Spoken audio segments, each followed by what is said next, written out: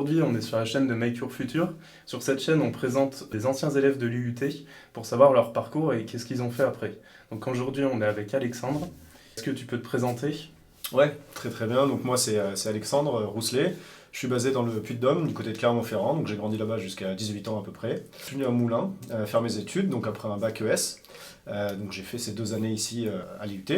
Après je suis parti faire un bachelor en international marketing et relations internationales en Irlande. Donc c'est une coopération que l'IUT d'Allier a avec une université en Irlande. Est-ce que tu sais ce qui t'a poussé à venir à l'IUT quand tu étais en terminale? Ouais, tout à fait. Ouais. Au début, je voulais faire pompier, rien à voir. Et puis, il y a eu une intervention d'anciens élèves qui sont venus à l'école. Donc, ça m'avait bien plu. Et après, j'avais fait les portes ouvertes ici. Et j'avais vraiment aimé le côté familial, en fait, que je retrouvais pas du coup à Montluçon. Parce que j'avais fait aussi les portes ouvertes à Montluçon. Et ça m'avait plu, le côté proximité, en fait, avec les professeurs, le côté un peu familial que vous pouvez retrouver ici. Pour poursuivre sur la suite, qu'est-ce qui t'a plu dans ton bachelor en Irlande? Déjà, il y avait une vraie volonté de partir faire mes études à l'étranger à un moment donné, de faire une année de coupure. Moi, j'ai passé les premières années de ma vie à la ferme, donc plutôt dans un village, etc. Donc on est une famille de paysans. Et c'était vraiment l'opportunité de partir au moins une fois dans ma vie à l'étranger. Et j'ai aussi été encouragé par des professeurs que vous avez d'ailleurs toujours, je pense, comme Claude Devoty, qui doit toujours être là, donc qui ont pu accompagner tout ça. Et il t'a ouvert les portes, du coup, sur quel domaine? Alors après, c'est plein de carrefours des rencontres et d'opportunités qui se dessinent. La vie, c'est beaucoup fait de ça.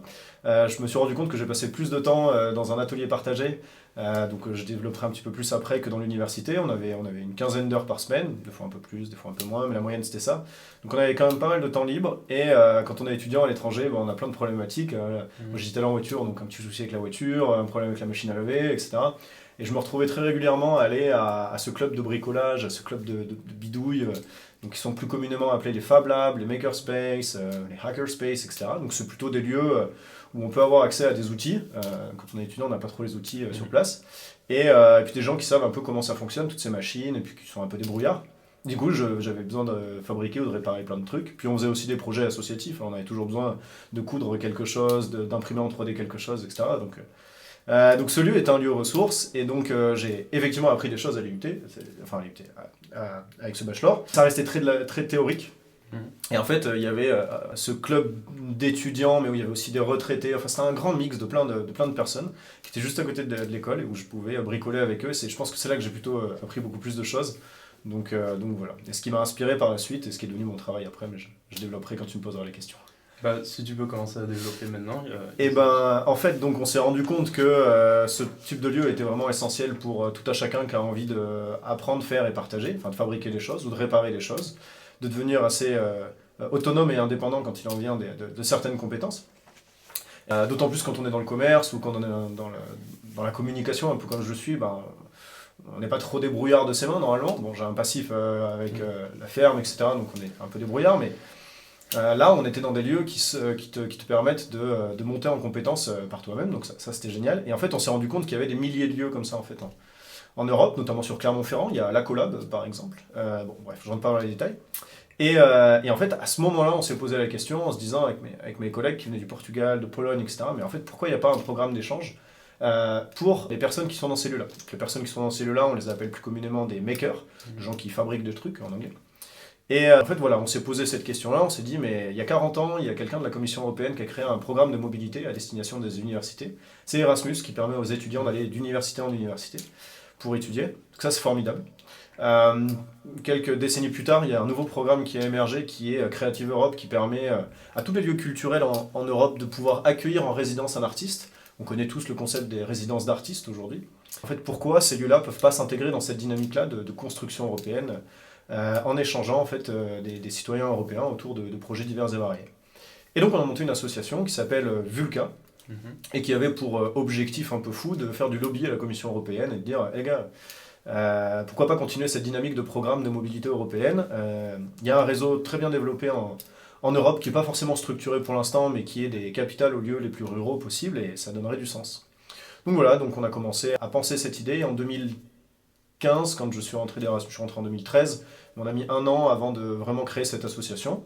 Et donc voilà, donc ça m'a ensuite amené sur la route pour aller rencontrer ces ateliers partagés qui étaient d'abord en France, mes collègues faisaient l'Espagne, d'autres collègues faisaient le Portugal, etc. Et du coup, c'est comme ça que j'ai rencontré le réseau français des Fab Labs qui était en train de se structurer, de se créer. Et donc, c'était plein de Fab Labs, ateliers partagés, qui avaient envie de créer une association au niveau national. Et ça tombait bien parce que je commençais à les connaître les uns les autres. J'étais sur la route pour aller les rencontrer. Donc, je me suis directement mis volontaire, bénévole dans cette association pendant plusieurs années, 2015 à 2020. Et aujourd'hui, je suis employé, je suis un salarié de l'association. Voilà. D'accord.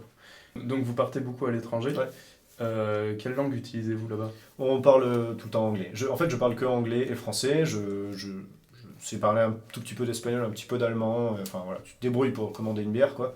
Mais voilà, je peux vraiment pas tenir une discussion dans d'autres langues que l'anglais. Et bon, pour la petite fun fact, j'avais décidé de partir j'avais un mois à l'avance. Je suis parti un mois à l'avance en Irlande.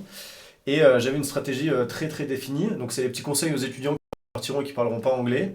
Partez un mois à l'avance et essayez de trouver un club de sport dans lequel vous êtes bon, si possible collectif, dans lequel vous pouvez vous intégrer. Et donc du coup, je suis arrivé au mois de juillet, grosso modo. Et donc moi j'aime bien deux choses, j'aime bien la pêche, c'est cool. La pêche à la truite, tout ça, donc les rivières et tout. Donc je m'étais dit, je vais aller pêcher à la truite, je vais trouver un papy sur le bord de l'eau. Et il va être sympa, quoi, parce qu'on va parler plus ou moins le même langage, quoi, le poisson. Et il va bien m'inviter chez lui après pour boire, ou un pub pour boire un verre, parce que voilà, c'est sympa. Et ça n'a pas manqué, il m'a invité chez lui, du coup ça m'a permis de lui dire ah, j'aimerais bien trouver un club de sport, etc. Et puis il m'a dit ah, mais moi j'ai mon petit-fils, il fait du sport dans un petit village à côté. Ah, bah, génial, du coup il m'a présenté son petit-fils et tout, donc j'ai pu rejoindre le club de foot de village très moyen à côté. Donc bon, je joue moyen au foot, donc c'était ok. Et puis j'ai pu du coup apporter mes compétences avec ce club de foot qui avait besoin de joueurs qui galopent un peu. Et puis moi j'avais besoin d'un réseau de gens avec qui je pouvais parler. Et donc c'est comme ça en fait que j'ai pu assez rapidement m'intégrer et rentrer dans la danse de commencer à parler anglais, donc très rapidement se mettre dans le bain, surtout refuser d'être avec des Français. Évidemment, vous êtes à l'école avec eux, mais moi j'ai demandé à ma coloc de ne pas être avec un Français, elle m'a mis avec un Russe, c'était cool. Je passais un an avec Timur, qui était vraiment super sympa, un ingé en archi. Malgré tout, à la fin de l'année Erasmus, je parlais toujours pas un anglais professionnel. Et le fait de prendre ce van aménagé, de partir sur la route, etc., ça m'a vraiment permis d'aller dans les familles et d'apprendre sur le tas. Donc voilà, j'avais des bases en anglais, mais qui étaient très très limites. Je connaissais pas mes verbes irréguliers, j'avais aucune idée de comment on conjuguait, j'avais un vocabulaire très limité. Mais le fait d'aller sur la route, ça m'a quand même beaucoup aidé. Et on revient à ce qu'on disait tout à l'heure, en fait, l'école te donne des bases. J'avais, je pense, quelques bases en anglais, très limitées. Et donc du coup, la pratique, c'est vraiment là où c'est important. Et le jour où tu tombes amoureux de quelqu'un qui parle pas ta langue aussi, tu es obligé de trouver la langue entre les deux, tu vois. Ouais. Dans ton boulot, Ouais. à l'association, qu'est-ce qui est le plus gratifiant? La première chose, c'est la confiance, en fait. C'est vraiment ça la première chose. C'est-à-dire que on me fait confiance pour que les missions soient accomplies et on ne me juge pas si ils n'ont pas atteint l'objectif qui était fixé. Et quand je parle d'objectif, c'est pas un truc super structuré, etc. Ça reste tout de même un peu assez flexible. Donc encore une fois, cette association a une vision sur 10 ans ou sur 20 ans, et donc on avance en ce sens avec une feuille de route, tous les 4 ou 5 ans qui est restructurée, etc. Donc on a une grande autoroute, mais tu peux te permettre de dévier, de faire une sortie, d'aller explorer quelque chose, etc. Et donc, du coup, je reviens sur la créativité. J'ai cette direction-là et la confiance qu'on me donne pour aller dans cette direction-là, mais on n'est pas contre le fait que je fasse une sortie. Je vais voir un peu là-haut qu'est-ce qui se passe, faire un peu de prospection, développer un peu cette créativité, etc. et revenir et rapporter quelque chose de constructif pour le commun. Donc il y a vraiment ces deux aspects-là qui sont super gratifiants. Et puis ce volet européen, quoi. Je me suis rendu compte que je serais probablement très triste que de voir un boulot. Enfin, d'ailleurs, j'ai eu 4 ans où j'ai travaillé 4 ans dans un bureau à la sortie de mes études, à Moulins. Et c'était super bien pendant 4 ans. Je suis arrivé à saturation au bout de 4 ans. J'étais chargé de communication digitale de la ville de Moulins pendant 4 ans. Et en fait, il y avait ce côté bureau, office de 8h à 17h, etc. Encore une fois, qui était pertinent. J'ai adoré ces 4 années, mais j'en suis arrivé à un moment, c'est pas ce que je veux à terme. Ce que je veux, c'est plus de liberté, plus d'espace, pouvoir être ultra local dans mon Auvergne, au milieu des montagnes. Enfin, c'est magnifique, quoi. Mais en même temps, de pouvoir bénéficier de différentes cultures, différentes langues, différents horizons, donc pouvoir partir pour encore mieux revenir, en fait. Et donc, il y a vraiment ces 3 aspects-là, quoi. La confiance, l'appel à la créativité et l'ouverture vers les autres, en fait, à un niveau européen. Donc même si l'Europe est imparfaite, ça j'en suis, même si je suis un Européen un peu convaincu, elle est complètement imparfaite et il y a beaucoup de travail. Je veux plutôt faire partie de la solution que de critiquer ce problème-là. Et donc voilà. Et je pense qu'Erasmus est un très bon socle en fait, sur lequel on peut s'appuyer pour continuer de développer cette approche un peu européenne. Donc voilà. Donc, confiance, créativité et ouverture sur le monde. Est-ce que maintenant tu as un conseil à donner à quelqu'un qui est maintenant sur Parcoursup, qui hésite à rentrer dans l'IUT?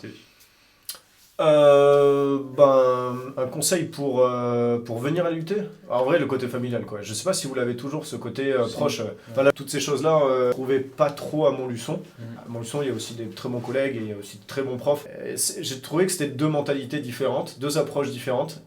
Et je me suis beaucoup plus retrouvé dans ce côté peut-être moins carriériste qu'à l'IUT de Moulins, plus paternaliste. Peut-être que les choses ont changé en 10 ans, je sais pas. Non, c'est toujours le cas. Et puis aussi, je sais pas ce que tu en penses, mais il y a une grande ouverture de parcours après.